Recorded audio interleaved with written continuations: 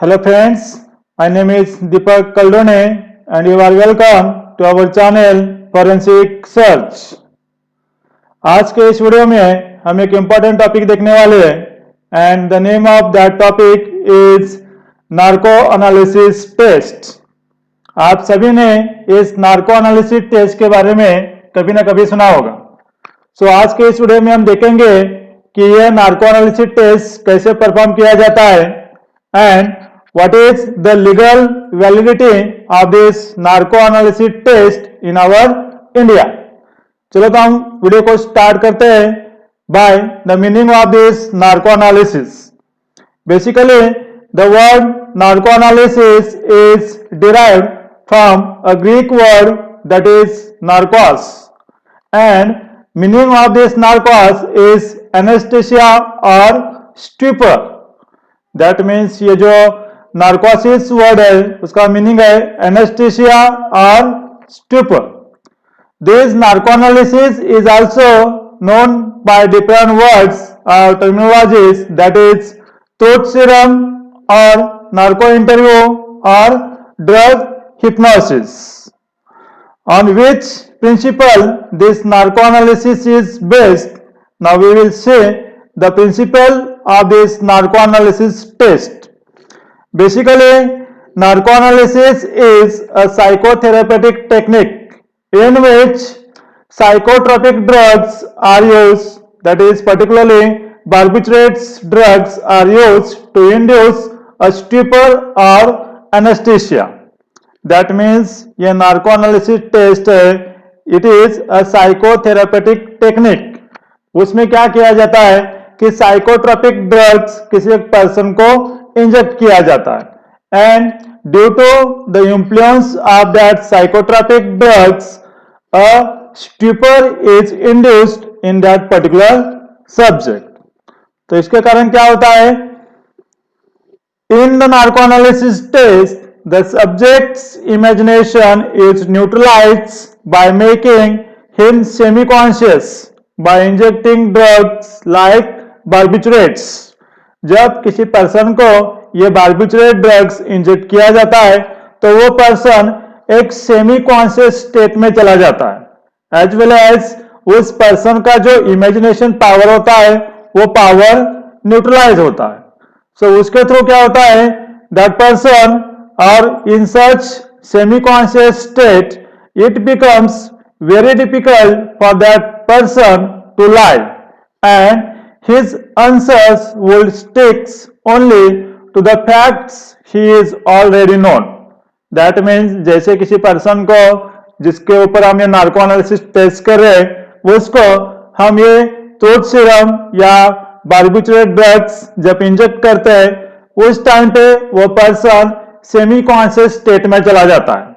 इसलिए क्या होता है, उस पर्सन का जो इमेजिनेशन पावर होता है या थिंकिंग पावर होता है वो न्यूट्रलाइज होता है, सप्रेस होता है। उसके कारण क्या होता है, उस पर्सन को झूठ बोलना बहुत डिफिकल्ट हो जाता है। दैट मीन्स हमें पता है जब हम झूठ बोलते हैं तो कुछ ना कुछ थिंक करके नए सेंटेंस को फॉर्म करके कुछ इमेजिनेशन करके हमें वो सेंटेंस बोलने पड़ते हैं। अब ये नार्को टेस्ट में क्या होता है कि उस पर्सन का इमेजिनेशन पावर ही न्यूट्रलाइज होता है, इसलिए वह पर्सन झूठ नहीं बोल सकता।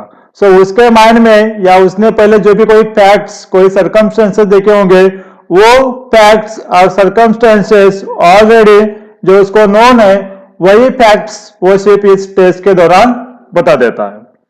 सो this is about the basics of narco analysis.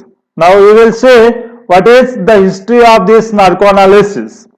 Basically, J. Stephen Hosley first time coined the term narco analysis। पहली बार ये जो टर्म थी नार्को एनालिसिस उसको कॉइन किया by J. Stephen Hosley and this test was first time carried out by Robert House। This Robert House found the scopolamine has a throat eliciting properties। इसकी जो हमने देखे ड्रग्स, फॉर एग्जांपल ये truth serum में जो drugs inject किए जाते हैं उसमें से स्कोपोलामाइन ये ड्रग एक इंपॉर्टेंट वन है। So this Robert house found that जब हम किसी पर्सन को स्कोपोलामाइन इंजेक्ट करते हैं तब वो पर्सन सच बोलता है. That's why this Robert House is known as father of truth serum.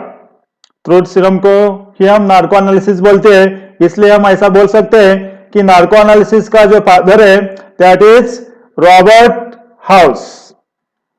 Then से what is the process of this narco test? Basically, suspect or a subject is put into a semi-conscious state. जिस person का हम narco test कर रहे हैं उसको हम suspect या सब्जेक्ट बोल सकते हैं, उसको एक सेमी कॉन्शियस स्टेट में लाया जाता है by injecting certain chemicals. That chemicals also known as truth serum. And उसके बाद उसको क्वेश्चनिंग किया जाता है या उसका इंट्रोगेशन किया जाता है.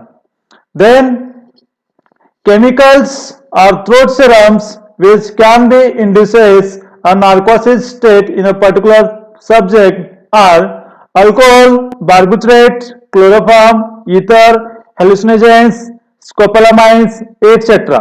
That means all this substance produces narcosis state in a particular subject और particular person.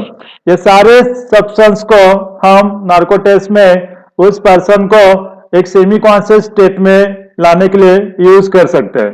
But in general use जो केमिकल्स यूज किए जाते हैं दैट केमिकल्स आर स्कोपोलामाइन और सोडियम अमाइटल और सोडियम पेंटाटॉल. ये केमिकल्स मैक्सिमम टाइम पे यूज किए जाते हैं या इसमें से कोई तो एक केमिकल यूज किया जाता है. अब एक्चुअल प्रोसेस क्या होता है नार्को टेस्ट का? ये जो तीन केमिकल्स है for example scopolamine, sodium Amytal और सोडियम पेंटाटॉल, इसी में से कोई तो एक केमिकल्स को 3 ग्राम्स के क्वांटिटी में लिया जाता है and this 3 grams of drugs is dissolve in 3000 ml of distil water. 3000 ml distil water में ये 3 ग्राम्स ऑफ सच ड्रग को डिसॉल्व करके जो मिक्सचर बनता है वो mixture and 10% dextrose solution is injected intravenously by anaesthetics. अब इंजेक्ट करने के बाद क्या होगा? This drugs acts on a GABA receptor A in the brain and the spinal cord. Human body में जो ब्रेन होता है और स्पाइनल कॉर्ड होता है, इसके ब्रेन में जो GABA ए रिसेप्टर होते हैं उसके ऊपर यह ड्रग्स एक्ट करता है. As well as these drugs depresses the central nervous system. Human body में जो CNS that is central nervous system होता है वो भी इस ड्रग के एक्शन के कारण डिप्रेस हो जाता है. उसके कारण क्या होता है? Thus the subject's imagination is neutralized by making him semi-conscious. उसके कारण उस पर्सन का जो इमेजिनेशन पावर होगा, थिंकिंग पावर होगा, वो न्यूट्रलाइज होगा एंड वो पर्सन एक सेमी कॉन्शियस स्टेट में चला जाएगा. तो certain factors are also considered at the time of injecting this drugs. तो वो कौन कौन से फैक्टर्स है? This dose is dependent on the person sex, age, health and physical condition. वो जो सब्जेक्ट है उसका सेक्स क्या है, मीन्स की मेल है फीमेल है, उसका एज कितना है, उसका हेल्थ कंडीशन कैसा है एंड उसका फिजिकल कंडीशन कैसा है, उसके बेस पे उस पर्सन को यह डोज इंजेक्ट किया जाता है. बेसिकली अगर सपोज कोई पर्सन हेल्दी नहीं है, वो बीमार हो तो वो जब तक रिकवर नहीं होता, गुड हेल्थ में नहीं आता, तब तक हम उसको ये ड्रग इंजेक्ट नहीं कर सकते. Because sometime what happens, a wrong dose can result in a harmful effects to a person. For example, going into coma or even death. Means अगर हमने रॉन्ग क्वांटिटी में ये डोज किसी पर्सन को inject किया तो वो पर्सन कोमा में भी जा सकता है और आगे जाके उस पर्सन का डेथ भी हो सकता है. इसलिए ये सारे फैक्ट को और ये सारे फैक्टर्स को कंसिडर करके उस पर्सन को एक वेल क्वालिफाइड एनेस्थेटिक्स के थ्रू यह ड्रग इंजेक्ट किया जाता है. Now say what are the prerequisites for conducting this narco analysis test? Basically the permission of accused or suspect is very much important in this case. That means the consent of that particular person, जिसका भी हम test करने जा रहे हैं उस person का permission होना चाहिए। As well as second factor required is permission of the courts, उस पर्सन का नार्को एनालिसिस करने के लिए हमें कोर्ट का भी परमिशन लेना पड़ता है। Then next one is train forensic expert और forensic psychologist for conducting this narco analysis test. Then next one is well experienced anesthetics, because on the basis of the health and the physical condition of that person ये anesthetics उस person को drugs inject करता है, इसलिए हमें well experienced anesthetics की भी यहाँ जरूरत होती है।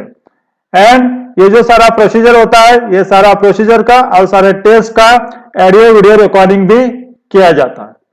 So these are the prerequisites for conducting this narco analysis test.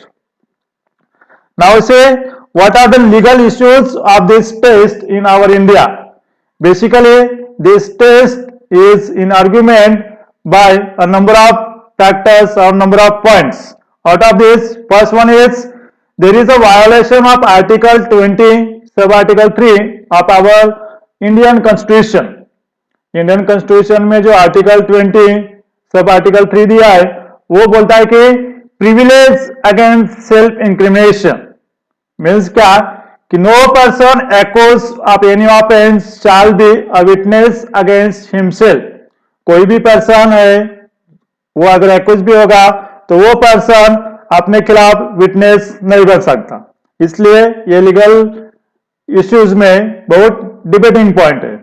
The next one is violation of Article 21 of Indian Constitution.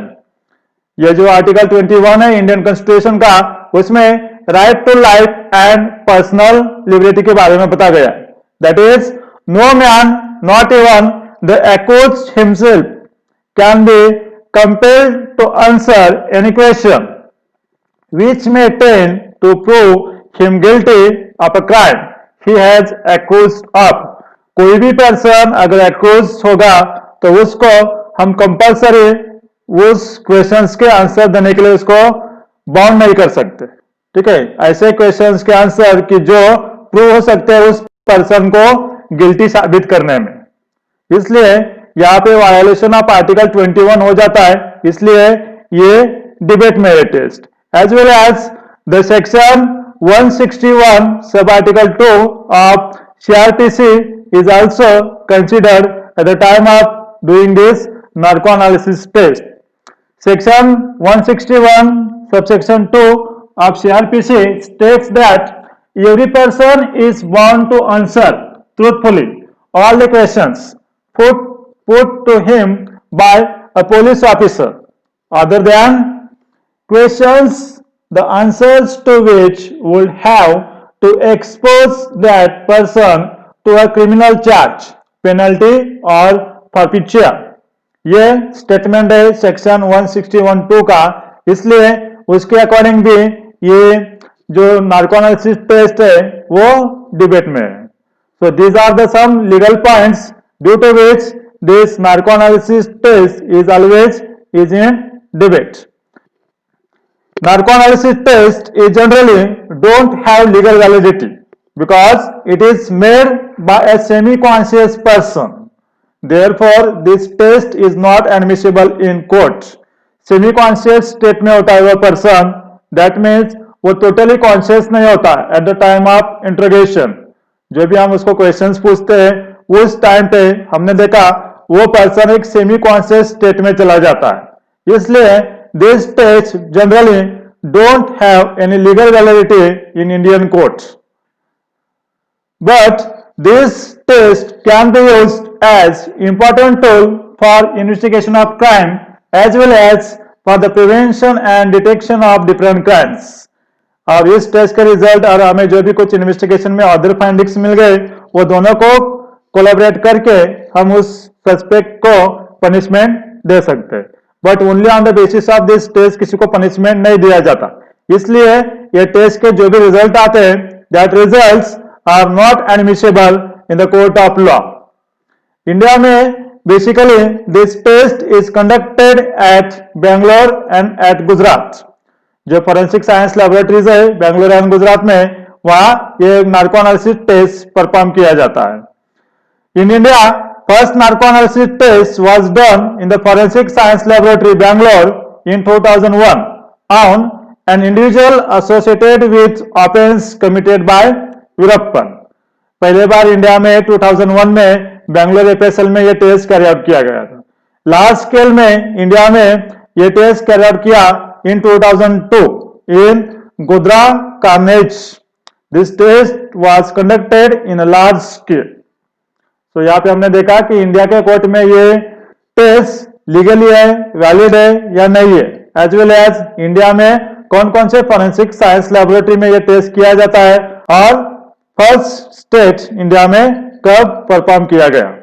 So friends, आज के वीडियो में हमने देखा what is narco analysis test, how this narco analysis test is perform and what is the legal validity of this narco analysis test in our India.